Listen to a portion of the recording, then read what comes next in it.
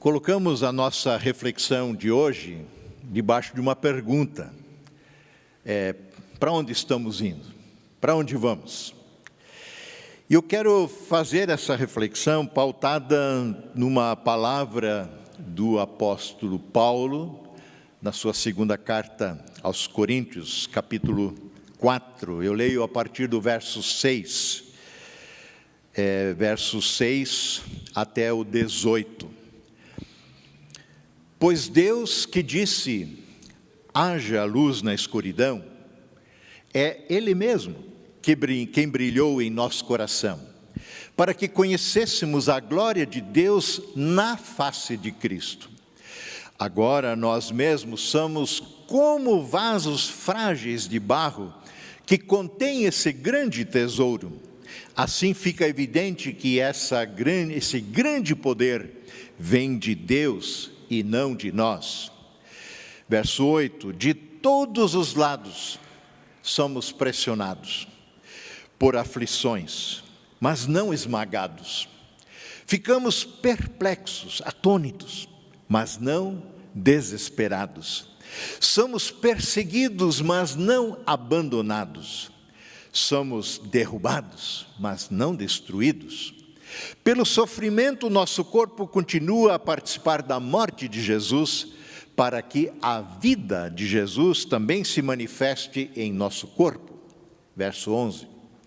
Vivemos sob constante perigo de morte, porque servimos a Jesus, para que a vida de Jesus se manifeste em nosso corpo mortal. Assim enfrentamos a morte, mas isso resulta em vida para vocês, para os coríntios e para nós. Continuamos a pregar, diz Paulo, verso 13, porque temos o mesmo tipo de fé mencionado nas Escrituras. Crie em Deus, por isso falei. Crie em Deus, por isso prego, anuncio. Sabemos que Deus que ressuscitou o Senhor Jesus, também nos ressuscitará com Jesus e nos apresentará a Ele junto com vocês. Tudo isso é para o bem de vocês, e à medida que a graça alcançar mais pessoas, haverá muitas ações de graças, e Deus receberá cada vez mais glória. Por isso, nunca desistimos, ainda que o nosso exterior esteja morrendo, nosso interior está sendo renovado a cada dia. Verso 17. Pois estas aflições pequenas e momentâneas, segundo Paulo, que agora enfrentamos, produzem para nós uma glória que pesa mais do que todas as angústias e dura sempre. Portanto, não olhamos para aquilo que agora podemos ver. Em vez disso, fixamos o olhar naquilo que não se pode ver. Pois as coisas que agora vemos, logo passarão, mas as que não podemos ver, durarão para sempre, elas são eternas. Nós vivemos aí já um bom tempo na era do GPS, né? Hoje disponível aí para cada um no seu celular, e esse Global Position System, tem gente que aciona o GPS para chegar em casa, achar sua própria casa. Não porque não saiba onde mora, mas porque também procura por caminhos alternativos, menos obstruídos, facilitar o caminho. A pergunta é, nesse tempo de GPS tão disponibilizados, é possível que alguém ainda saiba ou não saiba para onde está indo? Aliás, o nosso mundo sabe para onde está indo. Eu, claro, não estou falando e nem perguntando na perspectiva geográfica, né? Temos o GPS para isso. Afinal, qual é o alvo? Qual é o destino final de nossas vidas? Para onde, afinal, estamos indo? Esta é a pergunta. Como é possível seguir adiante com a vida sem saber para onde vai? É meio esquisito isso. É como andar aleatoriamente. As pessoas estão realmente perdidas, como a gente costuma afirmar muitas vezes, no contexto da igreja, onde encontrar uma indicação confiável? Quem é a voz que se levanta, que pode dizer, é por aqui, e é com certeza?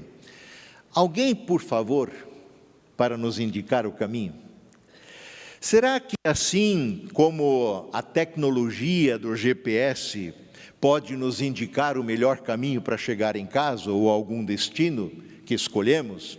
Será que a ciência, a filosofia podem apontar e determinar a razão da nossa existência? Será que a ciência, a filosofia podem dar o alvo para a nossa vida? Paulo, que experimentou pessoalmente Jesus, um encontro com Jesus, que é o caminho, como ele se declara, quando estava a caminho da cidade de Damasco, com uma autorização no bolso para prender, torturar, e até foram mortos cristãos, pelo seu zelo em guardar a religião a qual pertencia, a religião judaica, crendo que Jesus era um impostor. E nesse encontro com Jesus, que é o caminho, que lhe pergunta: Saulo, Saulo, por que você me persegue? E quem és tu, Senhor? Saulo, derrubado por terra pela forte luz que brilhou em seu derredor, ao meio-dia praticamente, Jesus responde: eu sou o Cristo a quem tu persegues. E a partir deste encontro com Jesus vivo, a quem ele perseguia, Paulo torna-se um pregador, um anunciador e alguém que vive comprometido com esse Cristo em toda a sua existência. E ele passa então a responder essa questão existencial, por exemplo, em 2 Coríntios capítulo 4, capítulo 5, a gente leu aqui uma boa parte do capítulo 4. Afinal, o que as pessoas esperam da vida? Elas vivem, de modo geral, assim: ao Deus dará. É mais o estilo da música do Zeca Pagodinho, né? Deixa a vida me levar. Vida leva eu, seja lá o que for. Sem destino, sem alvo, sem propósitos. Algumas pessoas colocam alguns alvos claros, algumas conquistas a serem feitas no trabalho, alcançar determinado padrão, determinado status, determinado cargo, no casamento, dinheiro a ser acumulado, fama a ser conquistada. São vários alvos, mas eles são tão efêmeros, tão passageiros, tão pequenos. Salomão já dizia, este homem sábio que pediu e Deus lhe concedeu sabedoria, em suas reflexões no livro de Eclesiastes, capítulo 1, verso 2 e seguintes, ele faz uma descrição bastante pessimista da vida. A resposta, na verdade, está lá no final de Eclesiastes. Mas só para vocês perceberem como é fácil ter uma perspectiva pessimista da vida. Ele diz em Eclesiastes 1, verso 2 e seguintes: nada faz sentido, diz o mestre Salomão. Nada faz o menor sentido. O que as pessoas ganham com todo o seu árduo trabalho debaixo do sol? Gerações vêm, gerações vão, mas a terra permanece a mesma. O sol nasce, o sol se põe e logo retorna a seu lugar para nascer outra vez. O vento sopra para o sul, depois ele sopra para o norte, dá voltas e mais voltas, soprando em círculos. Os rios correm para o mar, mas o mar nunca se enche, e a água retorna aos rios e corre para o mar novamente. Tudo é tão cansativo que não há como descrever, diz Salomão. Não importa quanto vemos, nunca ficamos satisfeitos. E a gente precisa viajar de novo, Não importa quanto ouvimos, nunca ficamos contentes. A história simplesmente se repete. O que foi feito antes será feito outra vez. Nada debaixo do sol é realmente novo, diz ele. Quando eu era jovem, a gente usava calça boca de sino, cor de rosa, e sapato plataforma. Aí, de repente, a coisa vira calcinha apertada, boca fechadinha. De repente está tudo de volta de novo e a gente pode tirar aquelas coisas velhas do armário. A história se repete, nada debaixo do sol é realmente novo. De vez em quando alguém diz, isso é novidade. O fato, porém, é que nada é realmente novo, diz Salomão. Não nos lembramos do que aconteceu no passado e as gerações futuras tampouco se lembrarão do que fazemos hoje. Eu, o mestre Salomão, fui rei de Israel e vivi em Jerusalém. Dediquei-me a buscar o entendimento e a usar a sabedoria para examinar tudo que se faz debaixo do céu. Descobri que Deus deu uma existência trágica à humanidade. Na Nova Versão Internacional ele diz: que fardo pesado Deus pôs sobre os homens, as pessoas. Observei tudo o que acontece debaixo do sol e, de fato, nada faz sentido. É como correr atrás do vento. É como correr atrás do vento. Isso é Eclesiastes. E muitos vivem, então, como se estivessem embarcado numa viagem sem rumo, sem destino, correndo atrás do vento, cuja única finalidade é, por assim dizer, curtir a paisagem à sua volta.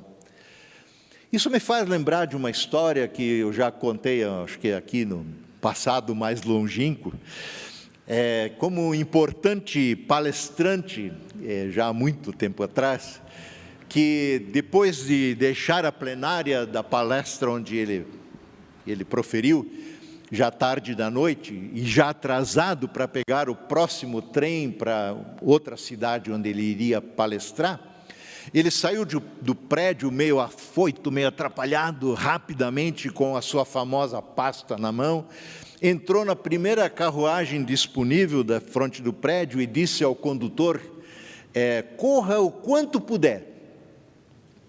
E cansado, ele se acomodou na poltrona de trás da carruagem e obviamente adormeceu.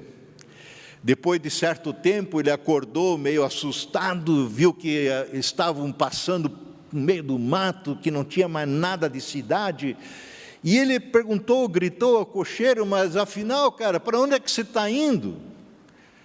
E o cocheiro respondeu, bom, isso eu não sei, mas que eu estou correndo depressa, eu estou.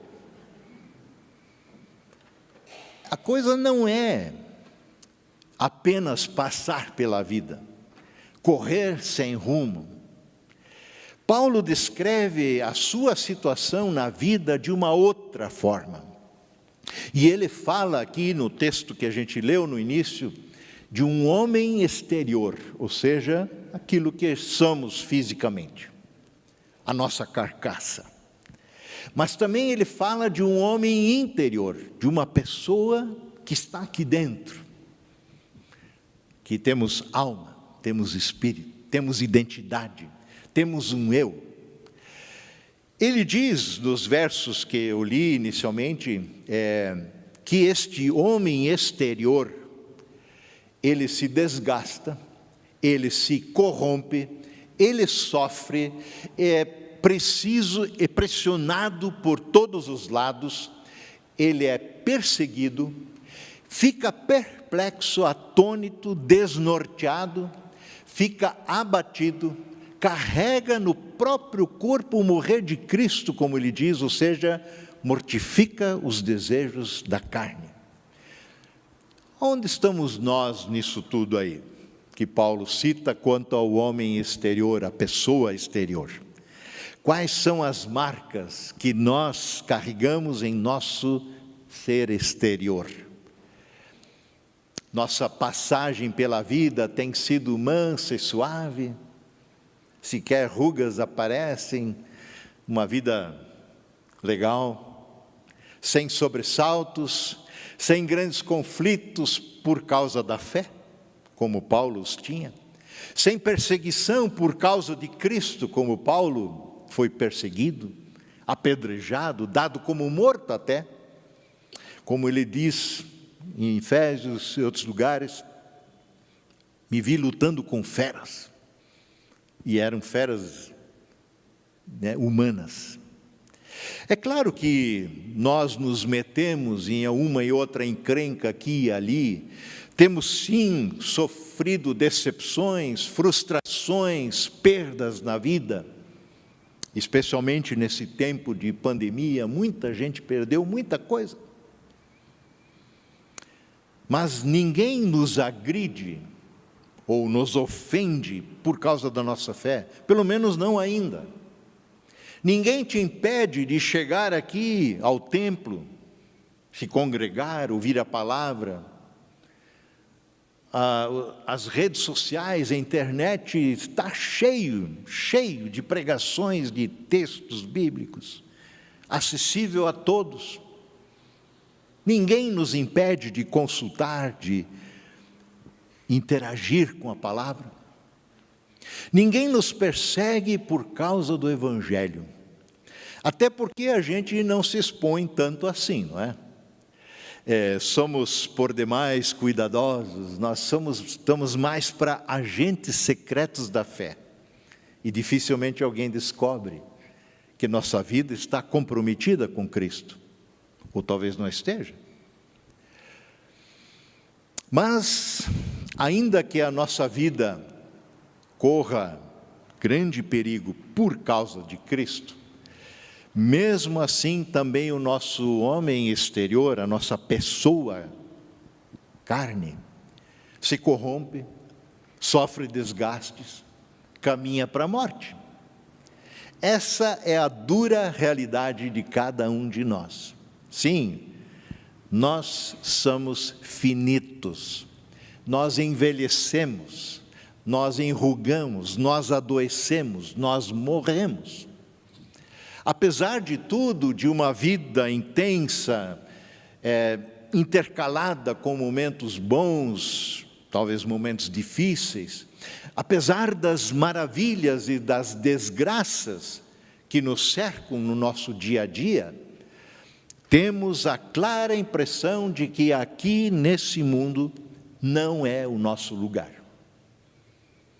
Nós temos essa percepção de alguma forma implantada pelo Deus eterno que nos criou a sua imagem e semelhança, que nós fomos feitos para uma eternidade, e não para 70, 80, 90 anos, em havendo vigor, como diz o salmista. Somos peregrinos nessa terra, é assim que a Bíblia nos declara. Então, para onde afinal nós vamos? Para onde devemos voltar o nosso olhar? Onde fixar os nossos olhos? Quem está perdido e sabe disso, já vivenciou isso, ele não anda pela vida apenas apreciando a paisagem. Quem está perdido, seus olhos ficam ávidos, procurando por qualquer sinal, qualquer placa, qualquer indicação que possa ajudá-lo a achar o caminho de volta. Nos bons tempos que não tinha GPS, né? Eu me lembro, voltando pela Fernão Dias, eu errei ali a entrada de pegar a Marginal Pinheiros, em São Paulo, e fui reto para o centro. Poxa vida, mas não conhecia nada. E a gente diz, cara, estou perdido, e agora? Para onde eu volto? Para Curitiba, né? Para onde eu vou? Para casa. E a gente caça avidamente por uma placa, por alguma coisa. Ou então pergunta para alguém, é por aqui, o caminho está certo? Os olhos buscam por uma saída, por algo que possa indicar o caminho, por alguma referência. Algo que possa fixar o olhar e caminhar naquela direção. As pessoas, de modo geral, olham com expectativa para o futuro, anseiam conhecer o futuro. Há aqueles, à reveria do que a palavra diz, que procuram e consultam astros, consultam necromantes, consultam cartas, consultam seja lá o que for, para tentar descobrir o caminho e ver para onde segue a vida, para onde vai o futuro. E o futuro, na verdade, pertence ao Senhor. Ele é o Senhor do hoje, do ontem, do hoje e do amanhã. Ele não está em nossas mãos e nas mãos de ninguém. Então nós planejamos o nosso futuro, por conta própria, no âmbito dos relacionamentos humanos. Com quem que eu vou casar? Vou ter filhos? Como serão os filhos? E assim vai. No âmbito econômico, financeiro, que carreira eu vou seguir? Vou ser empresário? Vou abrir um negócio? Vou trabalhar em empresa? No âmbito da saúde, da previdência, será que eu preciso fazer um plano de saúde? Preciso, quem sabe, começar uma previdência particular, privada? No âmbito da existência, onde é que eu vou morar, o que eu vou comer, o que eu vou vestir, essas preocupações sobre as quais Jesus já discutia lá no Sermão do Monte. Onde eu serei sepultado? Interessante, né? Algumas pessoas se preocupam muito com isso. Paulo também volta o seu olhar para o futuro. E este lhe interessa e muito. Não de uma forma escapista, não de uma forma utopista meramente, para não pensar na dura realidade que o cerca. Não é assim que Paulo pensa no futuro. Muito pelo contrário. Aqui em Corinto havia um grupo de opositores ferrenhos que queria tirar Paulo de circulação, que queria matá-lo. Mas não é disso que Paulo fala na sua carta. Não é essa a preocupação dele. Para Paulo isso é temporal. Isto faz parte dessa existência, isto é passageiro. Isso não determina a sua vida aqui e agora e nem o seu futuro.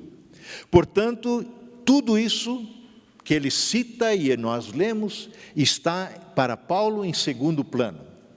Os olhos de Paulo se voltam para o alto, diz ele. E isso não significa olhar para as nuvens, isso não significa ser alheio ao que acontece na realidade dessa terra. Significa sim olhar para o futuro, olhar para o eterno, olhar para aquilo que é definitivo, aquilo que não passa, aquilo que ninguém pode nos roubar. Significa olhar para o próprio Cristo. Em Colossenses, capítulo 3, verso 1 a 3, Paulo escreve uma coisa interessante. Ele diz assim: uma vez que vocês ressuscitaram para uma nova vida com Cristo, mantenham os olhos fixos na realidade do alto, onde Cristo está sentado no lugar de honra à direita de Deus. Pensem nas coisas do alto e não nas coisas terrenas, pois vocês morreram para esta vida, e agora a sua verdadeira vida está escondida com Cristo em Deus. Paulo usa inclusive a figura do batismo para falar disso, né? Quando a gente falou ontem sobre batismo por imersão, né? Paulo nesse contexto fala do afogar do velho homem, da velha natureza, para ressurgir para uma nova vida. Nós morremos em Cristo para a velha vida, ressuscitamos por meio da fé já agora para uma novidade de vida. E por isso Paulo não desanima com os que os seus olhos veem aqui e agora. Ele conhece sua fragilidade, ele sabe, está consciente da sua finitude. Ele se compara, na verdade, em nosso texto que lemos, a um frágil vaso de barro. mas ele sabe também que sua vida é sustentada, é garantida por aquele que habita nele, em nós, conforme ele escreve no texto que a gente leu, nos versos 7 a 11, que eu faço questão de repetir, porque já faz um tempinho a gente esquece. Agora, diz ele, nós mesmos somos como vasos frágeis de barro, que contém esse grande tesouro, referindo-se à glória de Deus, a presença do Deus vivo pelo seu Espírito Santo. Assim fica evidente, diz Paulo, que esse grande poder vem de Deus e não de nós. De todos os lados nós somos pressionados por aflições, mas não esmagados. Ficamos perplexos, atônitos, mas não desesperados. Somos perseguidos, mas não abandonados. Somos derrubados, mas não destruídos. Pelo sofrimento, nosso corpo continua a participar da morte de Jesus, para que a vida de Jesus também se manifeste em nosso corpo. Sim, vivemos sob constante perigo de morte, porque servimos a Jesus, para que a vida de Jesus se manifeste em nosso corpo mortal. A pergunta que agora se impõe é a seguinte, voltamos a ela, para onde nós olhamos? Para onde você está olhando? Para onde você volta o seu olhar? Em que direção palpita o nosso coração? Nossos olhos estão apegados às coisas deste mundo? Sejam elas boas, sejam elas ruins? Afinal, as coisas visíveis deste mundo, pelo menos nos parecem reais, concretas, confiáveis, vivenciáveis. Como confiar em coisas que os nossos olhos não podem ver? Como ter certeza sobre isso? Jesus disse certa feita a Tomé, que havia dito quando lhe anunciaram que o Senhor ressuscitou, e Tomé disse, olha, eu não acredito nesse negócio não, a não ser que eu possa ver com os meus próprios olhos, a não ser que eu possa botar o dedo nas feridas, senão eu não vou acreditar. E numa segunda aparição de Jesus entre os seus discípulos, onde estavam reunidos a portas fechadas, e quando Tomé chega, a primeira coisa que Jesus diz, Tomé, vem cá, coloca o dedo aqui nas minhas chagas, coloca a tua mão aqui no meu lado, não seja incrédulo, mas creia. E Tomé faz isso, e ele se prostra diante de Jesus e diz, meu Senhor e meu Deus. E o que Jesus diz para ele? Ah, não exagera, não é tanto assim também. Não, Jesus diz para ele, porque você viu, você creu? Felizes são aqueles que não viram, mas creram.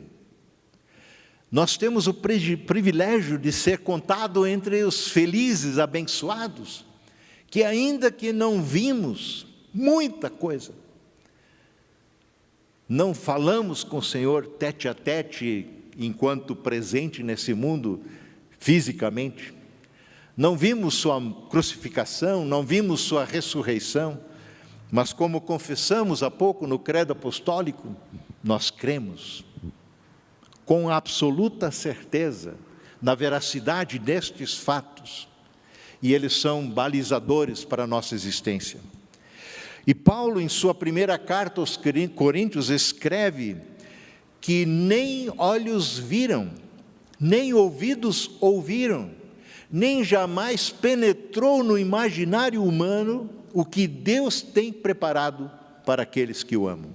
1 Coríntios 2:9. Quem tem tal esperança no Senhor, não desanima, não entrega os pontos, não importa o que aconteça. Não importa o que os seus olhos tenham visto aqui nessa terra, não importa pelo que temos passado. Eu repito a leitura do nosso texto de 2 Coríntios 4, versos 16 e 18, o último trecho. Por isso, diz Paulo, nunca desistimos.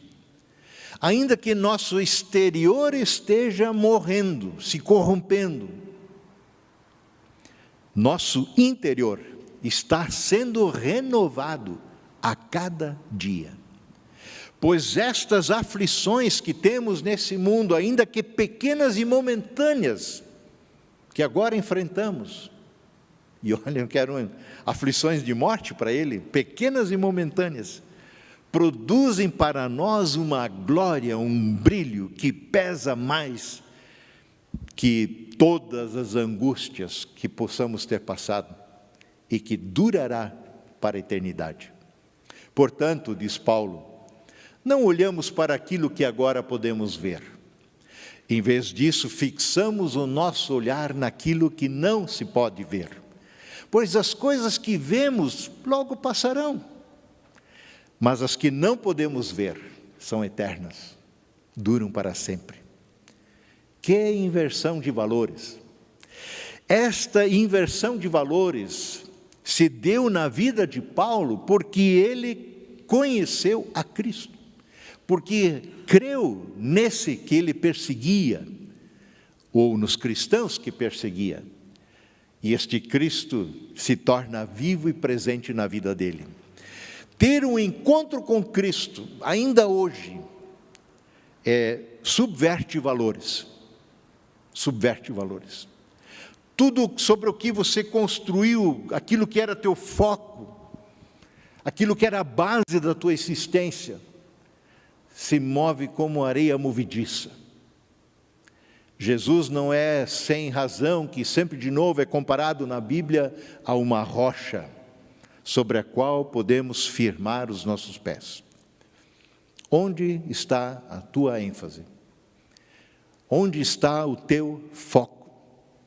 Nas coisas transitórias deste mundo ou nas eternas?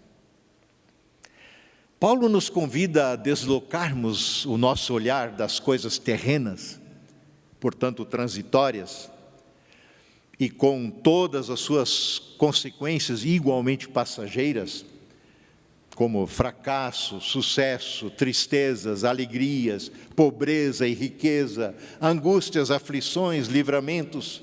Paulo nos convida a deslocar o olhar das coisas terrenas para podermos olhar para Jesus e confiar nas suas promessas, ainda que elas não nos sejam visíveis agora.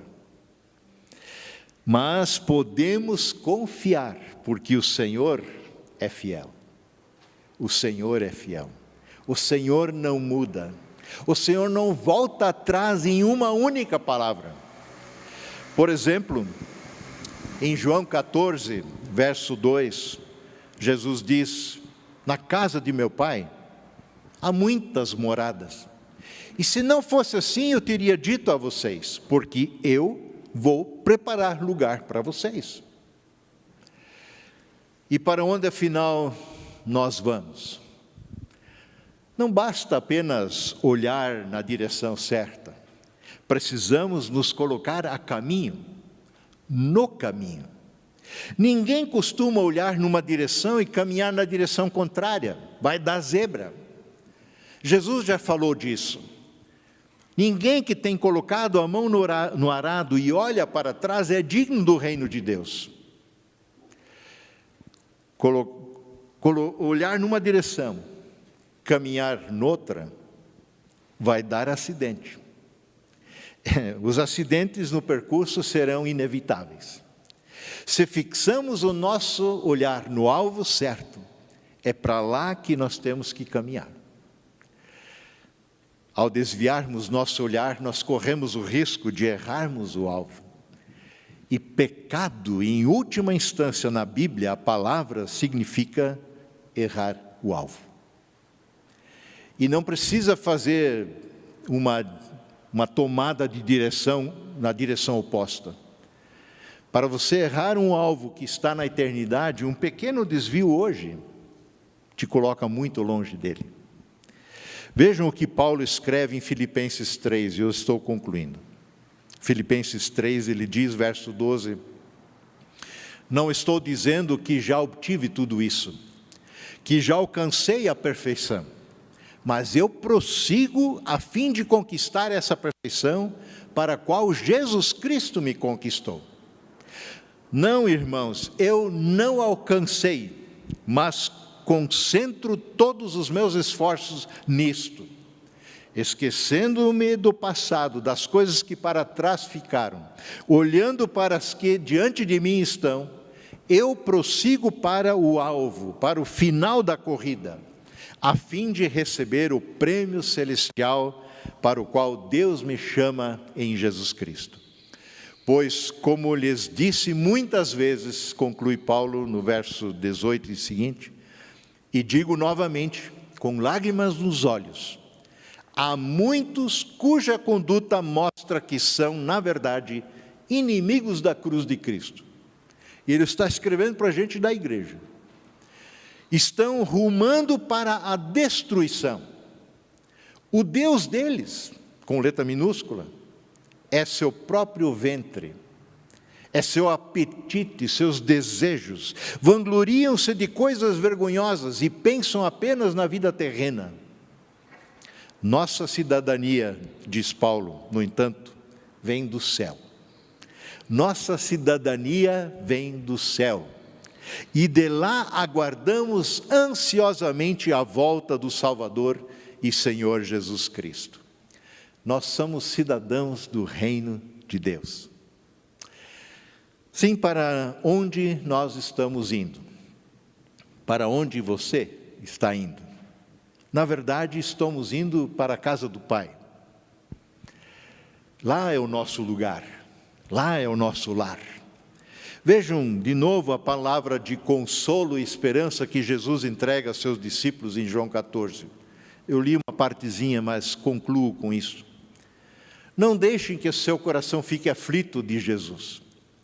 Creiam em Deus, creiam também em mim. Na casa de meu Pai há muitas moradas. E se não fosse assim, eu teria dito, porque vou preparar lugar para vocês. E quando tudo estiver pronto, virei para buscá-los, para que vocês estejam comigo ali onde eu estiver. E vocês conhecem o caminho para onde eu vou. E aí Tomé reage e diz, Senhor, não sabemos para onde tu vais, como é que vamos saber o caminho? E Jesus diz, eu sou o caminho, a verdade e a vida. Ninguém vem ao Pai senão por mim. Você pode dizer que já encontrou esse caminho, Cristo. Ele é Senhor e Salvador da tua vida. Ou você brinca de religião cristã? Não é participarmos de algum culto, algum ritual, de alguma liturgia, de algum processo da atividade cristã. Jesus é o Senhor e Salvador. Você crê nele. Você confiou, rendeu a sua vida a Ele. Jesus convida a seguirmos por este caminho estreito. Entrem pela porta estreita, diz Ele. A estrada que conduz à destruição e perdição é ampla e larga.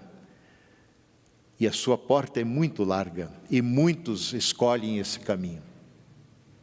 Mas a porta para a vida plena e eterna é estreita. E o caminho é difícil, e são poucos os que o encontram. E esse caminho é Jesus. Não há outro. Assim eu creio, assim proclamamos, assim a palavra nos anuncia.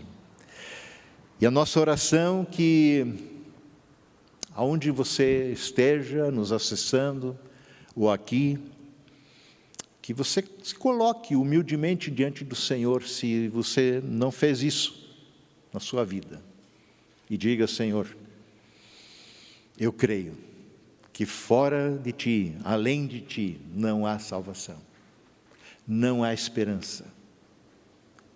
Aceita-me como Teu filho, Tua filha. Ajuda-me a andar pelo caminho estreito. o caminho da fé, o caminho da salvação. Queremos orar. Senhor querido, Tu conheces o nosso coração, de cada um que também tem acessado essa Tua palavra, este Teu Evangelho que segue sendo o poder de Deus para a salvação de todo aquele que crê. Opera salvação, Senhor, em nossa vida. Muitas vezes temos andado por esse mundo, por essa vida fora, sem propósito, sem perspectiva, sem alvo. Ou pelo menos não tendo a Ti como alvo eterno. Perdoa-nos pela nossa autossuficiência, pela tentação de sempre de novo tomarmos em nossas próprias mãos a rédea da nossa vida.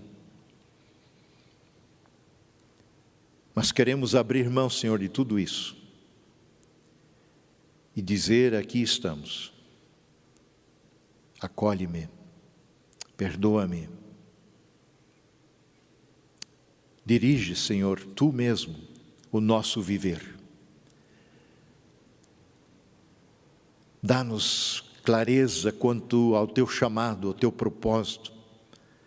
Dá-nos novo significado ao que fazemos. Até podemos continuar no mesmo trabalho, nas mesmas coisas, no mesmo lugar morando, encontrando as mesmas pessoas, mas a vida não será mais a mesma se o Senhor estiver presente. Porque a Tua alegria, que é contagiante, há de estar em nós. A Tua esperança nos conduzirá pelos momentos difíceis. A Tua direção, a Tua inspiração. Tudo isso e muito mais temos e teremos acesso pelo Teu Espírito Santo, que vem habitar em nós. Ouve a oração de todo aquele que ora e busca sinceramente a Ti neste momento. E confere certeza ao seu coração de que Tu és de fato seu Senhor e Salvador. Em nome de Jesus. Amém.